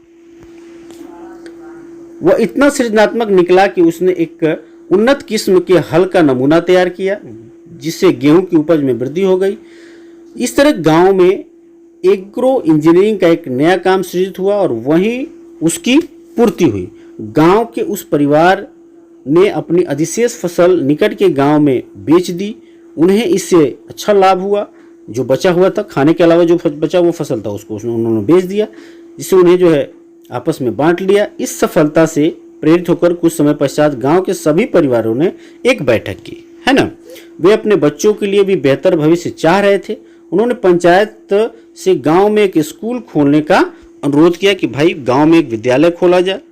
उन्होंने पंचायत को विश्वास दिलाया कि वे सभी अपने बच्चों को स्कूल में भेजेंगे। पंचायत ने सरकार की मदद से जो एक स्कूल खोल दिया। निकट के कस्बे से एक शिक्षक की नियुक्ति की गई। इस गांव के सभी बच्चे स्कूल जाने लगे। कुछ समय पश्चात क्या हुआ, गांव के एक परिवार ने अपनी एक लड़की को सिलाई का प्रशिक्षण दिलाया। वह जो है अब गांव के सभी लोगों के लिए कपड़े सीने लगी, क्योंकि अब सभी लोग अच्छे ढंग से सिले कपड़े पहनना चाहते थे। इस तरह दर्जी का एक नया काम भी सृजित हुआ। इसका एक और सकारात्मक प्रभाव हुआ। किसानों का कपड़ा खरीदने के लिए जो है दूर जाने में लगने वाला जो समय था वो क्या होने लगा, बचने लगा, ठीक है। किसान खेतों में अधिक समय लगाने लगे थे, इसीलिए उपज बढ़ गई। यह समृद्धि का प्रारंभ था। किसानों के पास उपभोग से अधिक वस्तुएं थी, है ना। अब जो है ज़्यादा वस्तु उत्पादित कर रहे थे वे लोग। अब वे अपने उत्पादन उन लोगों को बेच सकते थे जो उनके गांव के बाजार में आते थे। समय के साथ वह गांव जहां प्रारंभ में किसी नए काम का औपचारिक रूप से कोई अवसर नहीं था, शिक्षक, दर्जी, एग्रो इंजीनियर और अन्य तरह के लोगों से परिपूर्ण हो गया। यानी तमाम तरह के लोग अब वहां हो गए। यह एक साधारण गांव की कहानी थी जहां मानव पूंजी के उठते स्तर ने उसे जटिल और आधुनिक आर्थिक क्रियाकलापों के स्थल के रूप में जो है विकसित किया, ठीक है। तो इस तरह से जो है सारांश दिया हुआ है। इस तरह से एक पार्ट क्या हो जाता है, खत्म हो जाता है। तो आई होप कि आपको अच्छे से समझ में आया होगा, है ना। जहां भी कोई तरह की परेशानी आपको हुई होगी तो जरूर एक बार कमेंट करेंगे। Thank you for watching this video guys.